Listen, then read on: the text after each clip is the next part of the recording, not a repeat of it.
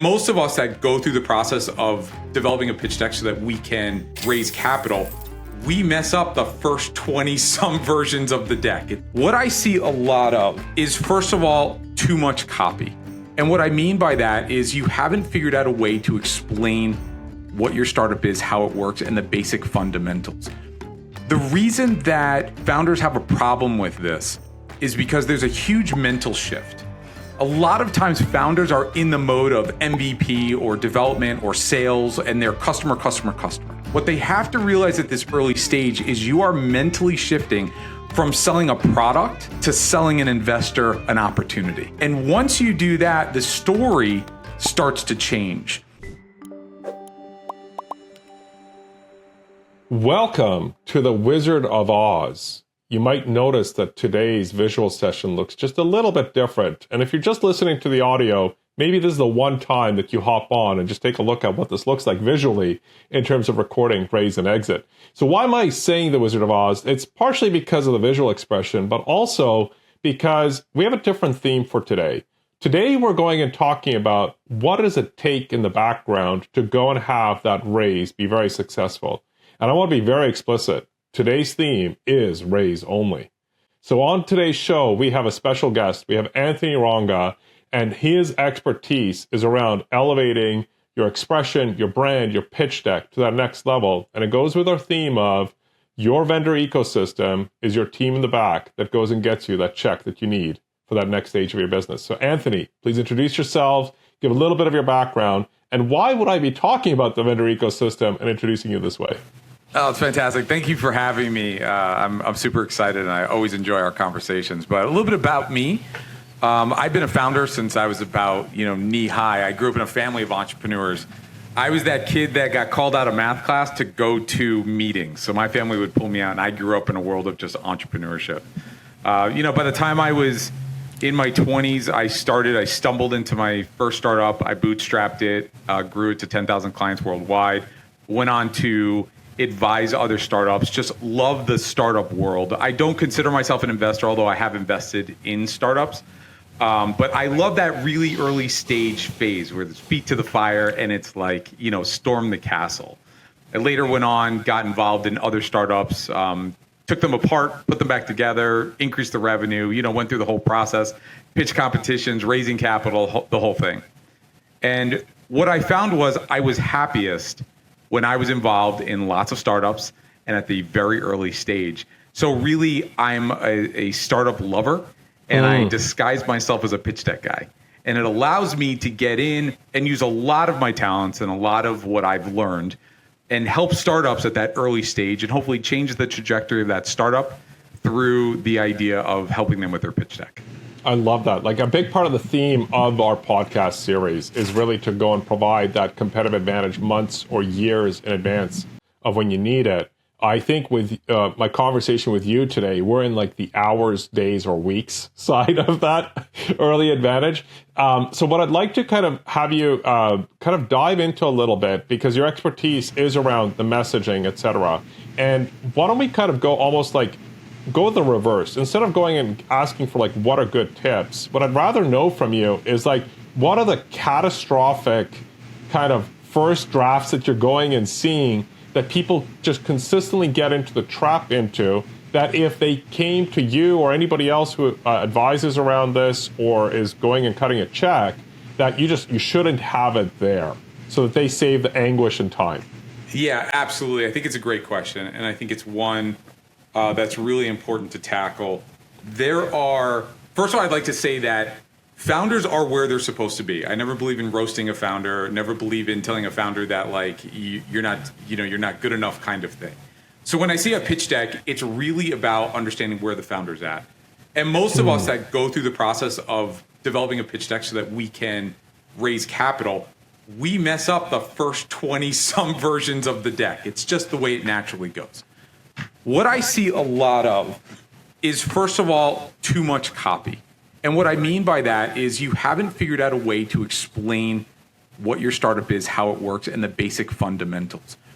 The reason that founders have a problem with this is because there's a huge mental shift. A lot of times founders are in the mode of MVP or development or sales, and they're customer, customer, customer. What they have to realize at this early stage is you are mentally shifting from selling a product to selling an investor an opportunity. And once you do that, the story starts to change.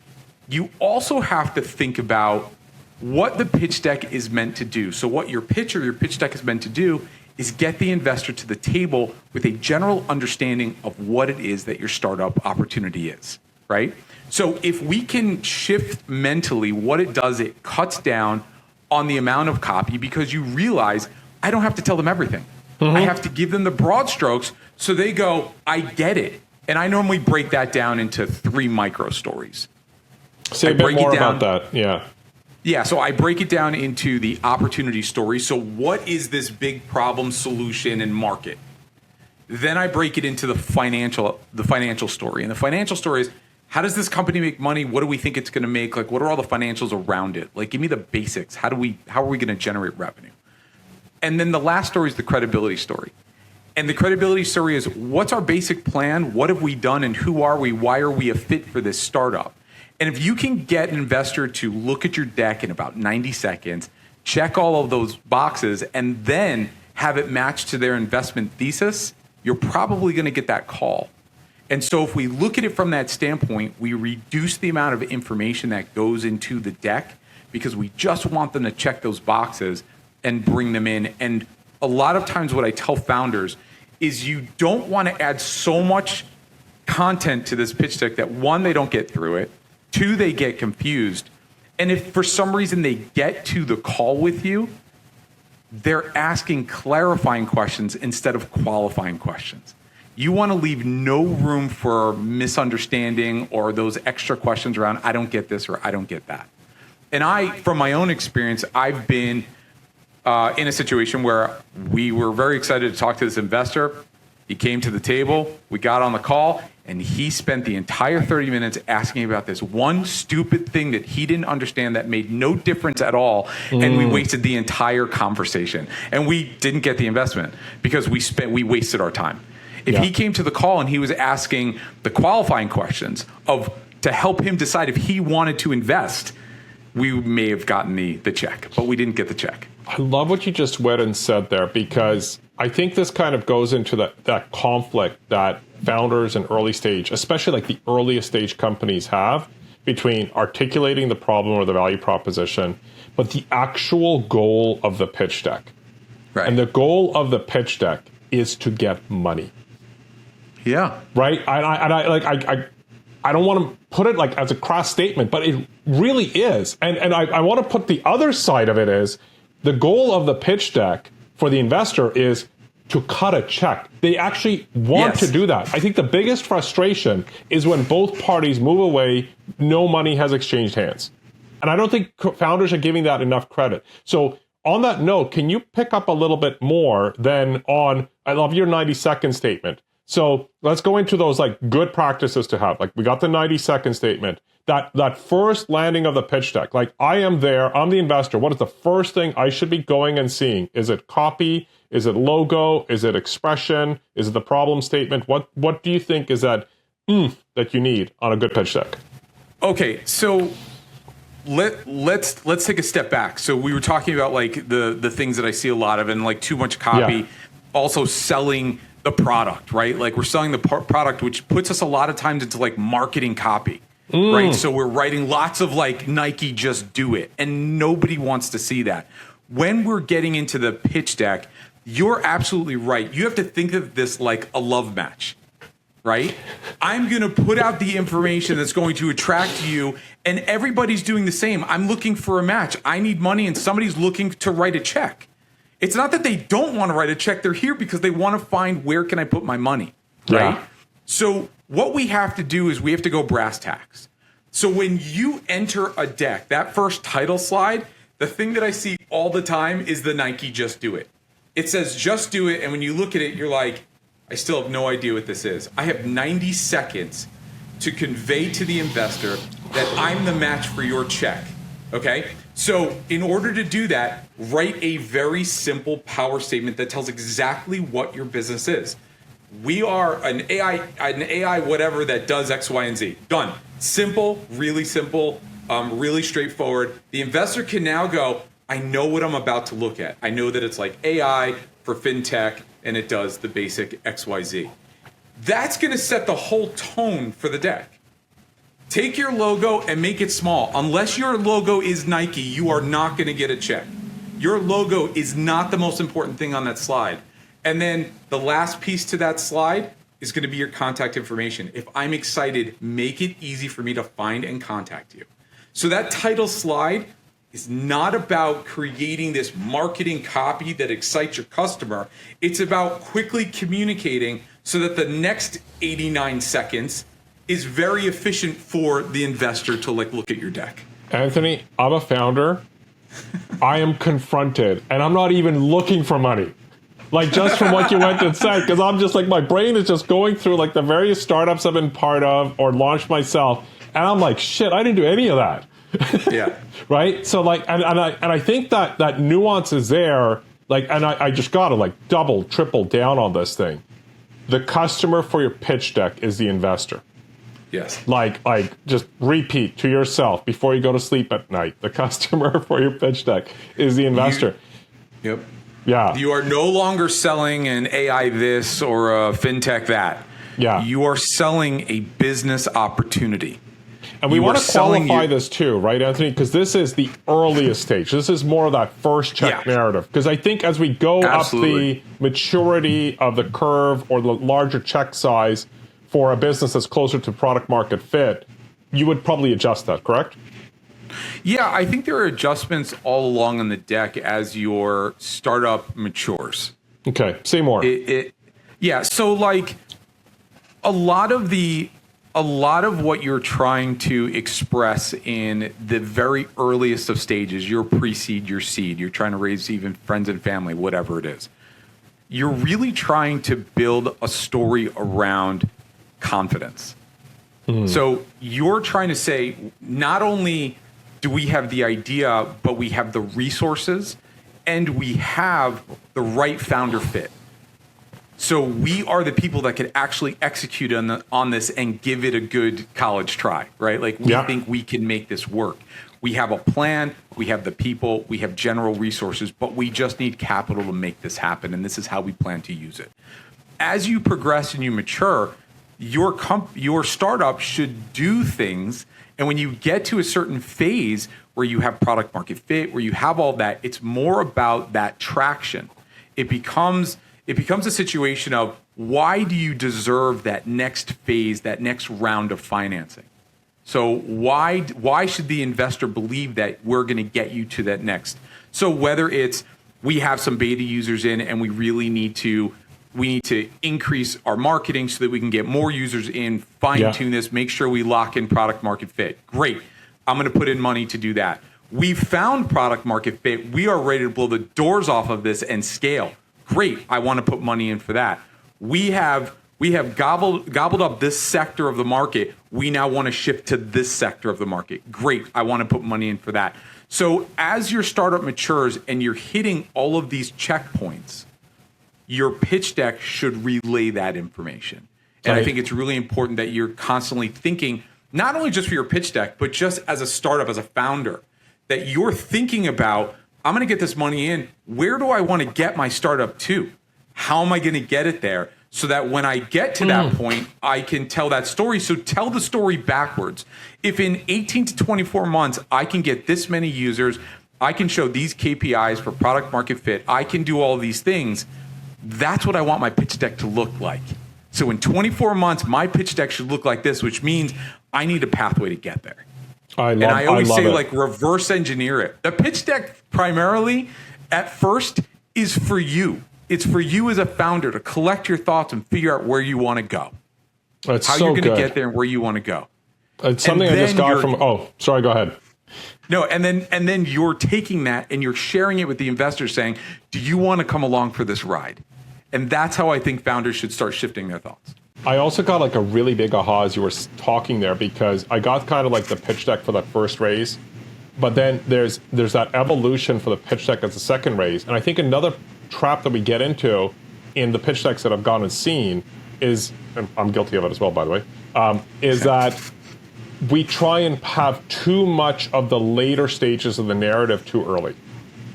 As opposed to I love the simplicity of that first pitch deck, right? What's the market problem? What's the financial case? What's the credibility? Great. All right, good. I'm now looking for check 2, and I might need to go and add one more piece, which is credibility from check 1 to check 2. And that's it. Yeah, that's it. That's true. Right? And then, sorry, go ahead. Yeah, and there's little tweaks along the way. We all know the startup doesn't go as planned. So we may have found a better user. We may have found a better way to service them, a better way to develop the product, like whatever it is. So those little tweaks as you go, it's okay to make those changes. It's not a locked-in blueprint. You found a better way, great. Get that in as well. That's awesome. So I want to kind of shift a little bit on the topic here, because now as we're getting from like that first pitch deck, as we're starting to get to that evolution, I think a big part of it is trying to keep it as simple, but providing that next stage of relevancy, right? So the second investor, they're wanting to know, okay, well, what have you done with the first stage of money that has kind of amplified the value? And then maybe we'll just kind of stop at like the Series A stage, because at Series A stage, you've typically found product market fit. You're trying to get to scaling. One of the things that I'm a huge advocate for is like, you also got to look at the mental model of the person that is investing into you, and to go and have the pitch deck that's there. So we covered, look, that first check, it's an investment. Can I make money with this thing? Can you go and deliver that for me? But as we're getting to more like the Series A, do I see myself as a customer, is a conscious or unconscious element? So what do you need to now start considering, maybe at the later stages of a pitch deck, when you're getting closer to Series A, that is overlooked or important? There are a couple things I think when you're getting to your Series A. First of all, the reader of the pitch deck tends to change. You are getting a different type of investor in, and I think that's really important to understand, because when you're getting that early stage and you're getting friends and family, and then you're getting angels in, they have a very different mentality, right? So when you're getting into like your Series A, you're typically going after VCs that are now going to come in because they're excited at this stage. And their metrics for their fund and what they have to return is going to be different, right? Yeah. So when you're approaching that Series A, you have to remember that they are going to be lower risk tolerance, most likely, than the angels. I've seen a lot of angels just throw checks at the wall and see what sticks. These VCs are going to come in and they're going to have a formula for what they're looking for. And they look at hundreds and hundreds of decks every single month. And you are going to not only need to stand out from the rest of the decks, but you are going to have to cut right to the heart of why you deserve the money. It becomes what you're trying to develop as a founder is a startup that is a machine. If I can put $1 in here, I can get $10 out on the other end. It's no different from what the investor's looking for. And what you're trying to show them is we've created a formula. We know how to find our client. We know how to pull them in. We know how to close them, and we know how to keep them happy. That becomes the whole story of that Series A, and everything needs to point to that. Because if I just say we found product market fit because we just have all of these users, and then you show me a massive churn and you show me all these conflicting metrics, you're not ready yet. So making sure that you're there and you're able to tell that story for that savvy investor that's coming in at Series A, and they're probably going to have a team of people digging through everything you've ever created or have, it's really important to make sure those ducks are in a row. I love that part, because what it's also kind of going and giving is that I think that background cascade that people forget, right? Like when you're getting that first check, the mental model for that angel or that pre-seed investor is typically like, you need to be able to demonstrate that you can 10x this money. Like you might be aspiring to like a million-x market, but like really it's, can you 10x this money? But when you're getting to a second check, you've had to demonstrate that you've been able to, at a minimum, 3x it, right? Like it's not always going to be 10x, but like at a minimum, you've amplified that value, right? So what you're pointing to is that piece that's there. So if we look at that nuance of how we express this whole thing, what do we need to go and evolve in either the copy narrative or the visual narrative that needs to be there in that pitch deck? Like, what would you kind of go and say that become those minimum necessary ingredients? It's a really great question. I think that you're going a little deeper into the machine works. So you're going into, here's our recipe for success. And so instead of saying, a lot of times at that early stage, your go-to market strategy is pretty high level. You're like, here's generally how we're going to get there, right? And we maybe have these things in place to allow us to test. But by the time you get to the Series A, when you're looking at like that market analysis slide, it should be like so locked in, and it should back up the story of the people going into the machine and the money coming out the other end, right? So everything along the way is about telling the machine story. Everything from, and it touches everything. So it's the market. It's really understanding the segmentations of your market and why you're going after specific people, and how going after those specific people has led to that like next group. So like if you have more entry level customers that were lower hanging fruit, we've gone through, we've made them happen, and that's brought us to the second group. Like understanding the fundamentals of how you got to where you were, making the adjustments both on the traction of what we've done, the go-to market of now where we're taking this, the team that we've added on to enhance that story, all of that. So there are people that you're going to need to bring in at later phases that are going to help you move from this platform to this platform, to go from, second place to first place. There are people that you're going to bring in that have more experience if you have to go out and penetrate a different type of market or whatever it is. But having everything align with how the machine works and knowing that you have this very clean machine, that's where your pitch deck starts to change. So it's just consistently supporting that narrative. I love what you say there, because, going back to that first pitch deck, like really, it's not heavy on the due diligence on the part of the investor. They're investing into the idea, they're investing into the person, etc. And like you're trying to get the check commitment, right? And look, I know there are some like 25K check groups that are literally like, they talk to you for less than 60 minutes and they're like, okay, Anthony, you got a check. Here you go. Right? And you're like, what? How did that happen? Right? But it's so amazing to me how many investors don't kick the tires before they write the check. Like, yeah. But I don't think founders get it. I don't think founders get it, that there's actually a community of people that are like that. And I think you need to do your research of actually wanting to find those people. But there's something that you just went and said about that sophistication that is there. Because by the time you get to the Series A, you're not getting a commitment to cut the check. You're getting a commitment that they're going to invest into the due diligence.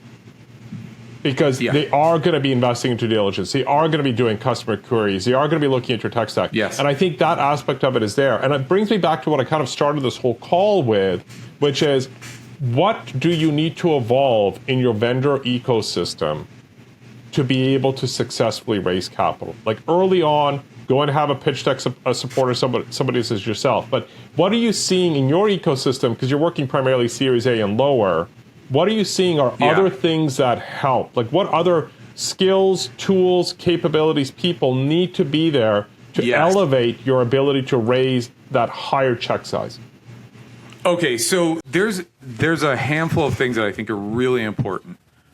Number one, I see a lot of founders are not financially savvy. And frankly, like I was one of them. Like I built a model, but like that's not my forte. And I think you and I've had that conversation. I love guys like you that are good at math. I was never that guy, right? I got it. So there's somebody that you need kind of all along that is going to help guide you in the financial modeling of things. And you need to have somebody that you can lean on. I have somebody really great. Anybody wants to reach out to me, I have a great person for that. But you need somebody that you can lean on, because a lot of times you're not bringing in that CFO early stage. There's you're scrappy, you're small, but you could really get caught up in the numbers, and they could really bite you later. And I feel like it's really important to have that financial piece. I think it's really important to have the legal piece. So like, have somebody that understands cap tables and all the pieces to the investment, because how many times have we seen a founder where and you and I have talked about this, where their valuation is wrong. They're selling too much of the business. And there's maybe, and I hate to say it, but maybe a predator investor that comes in, buys too much of the company, and then really locks them out of all the other future investments because the investors come in and they go, you don't own enough of the company. Yeah. It's not worth it for us. We don't think you're going to. So having somebody that can really make sure your cap table's clean, that your legal stuff is all clean, I think is huge. I always tell a founder whenever I get involved in a startup, whether I'm an advisor or in any capacity, I say, let's talk about the 3 things that you're most afraid to make decisions on. And now let's find 3 people that we can fill in as advisors, because your speed to decision is crucial in a startup. And a lot of times I see startups stall because the founders are afraid to push the button because they don't have expertise in an area. But if we can support the founders with people that say, hey, I've done this a lot, I think the best decision is this. And then as a founder, you not only learn through that process, but you're able to push that button faster. That's where I think the founder can use their vendors and their circle to improve the process and make it more efficient and speedier to the end game. So right out of the gate, I think like financial and legal is where most founders need help. I know it's where I needed help, and I know it's where most of my founder clients need help. And then after that, it's find the other 3, whether it's the marketing person, whether you don't know enough about marketing, or a deeper tech person, or whatever that is, and get those people in your camp immediately.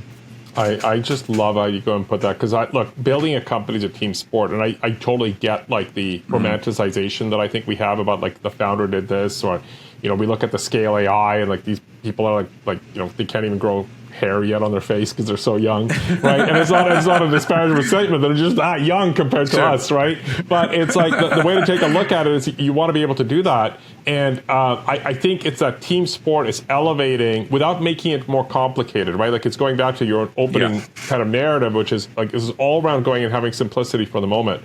So I want to kind of just switch things up for the last few minutes with you, Anthony, because I'm going to go and put you on a bit of a hot seat, okay? Because you've seen a lot of decks, and you've seen a lot of decks that have gone south, or pitches that have gone south, and you've seen the things that have gone, all the way to like, top end of pitch competitions, etc. So here's my hot seat questions for you. Okay. All right. Good. Logo or POC? What do you invest more into to go and raise your next money?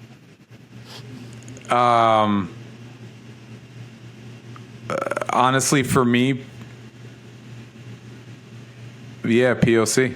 POC. Okay, great. Yeah. So next one, getting to 100 customers that are paying you $10 each, or getting to 10 customers that are willing to pay $1,000 each, but haven't spent a penny yet and they're still in alpha. Getting customers that are going to be more engaging at any price point, to me, because let me expand on this. Getting the right customer to prove your thesis, to prove your hypothesis, is the most important thing. And I've seen founders go the wrong way both ways, right? They're looking for more of the wrong people, or they're looking for less of the right people to get more dollars in. Your whole objective is you're a scientist. Prove that the thesis is going to work. If you're going to sell a Big Mac, prove that people want to come in, they want to order the Big Mac, they're going to pay the Big Mac, and they're going to eat the Big Mac. It's really, in my mind, not about volume. It's about learning. And get the most learning from the best users, no matter what price point you're getting them at. That's so good. All right, I have 2 more for you. All right, so we're going to go to the extremes of today's theme. Early stage company, $1 for engineering or $1 for marketing? Early stage company, that's really tough.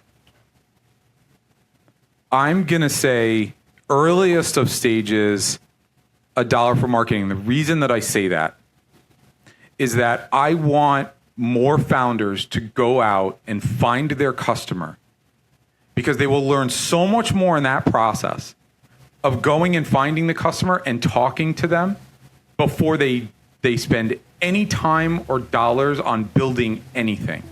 And I have coached some startups and in accelerator programs. And the first thing I say is, how many customers did you talk to? Because when I see your MVP, it signals to me a lot of times that you have not talked to your customer. So and I'm going to put a big alert. You... I'm putting a big alert here because Anthony has gone and used marketing in the sense of marketing as a business practice, not as a tactical practice, which I think has been sensationalized and diluted in the world today. Yes. So that's my big interruption. Keep going. Yeah. So when you are building an MVP and you haven't talked to your customers, we all know it. And I always ask the founder, how many customers did you talk to? And they go, I go, above or over or under 25. And they're like, under. I'm like, I know, I can tell you're building this for nobody. So good. And if I can get you out there and talking to the customer immediately, you're going to find out where should we spend our dollars.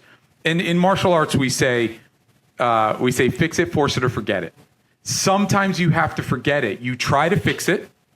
Maybe I can force it. And if I can't, I have to forget it. And the best thing you could do is not sail a ship with a bunch of holes out into the ocean and start sinking while you're way out into the ocean. Sink while you're in harbor. Sink while you're docked. Talk to the customer. So the reason, again, I say $1 to marketing, because it's a mindset of like, let me go talk to the customer. And I think that's what most founders are missing. I think I probably tell 20 founders a month, like, you need to go talk to more customers. You're not there yet. Like, stop building your MVP and shift. Amazing. So my last one, Anthony. This is the hill that you're going to dry on.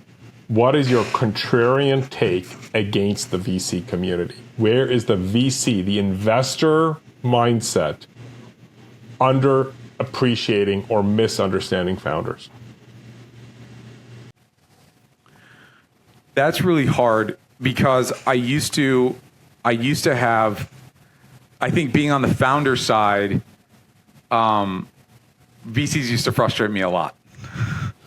And once I got on the side where I was talking to more investors and I got a little bit more behind the curtains and I've been in more startups, it goes back to what you and I were talking about, where everybody's just looking for a love match.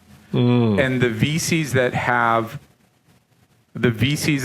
that are turning down startups that you think maybe are just so great, a lot of times are turning them down based on numbers, because they have to return so much to their fund and they can't mathematically take the risk.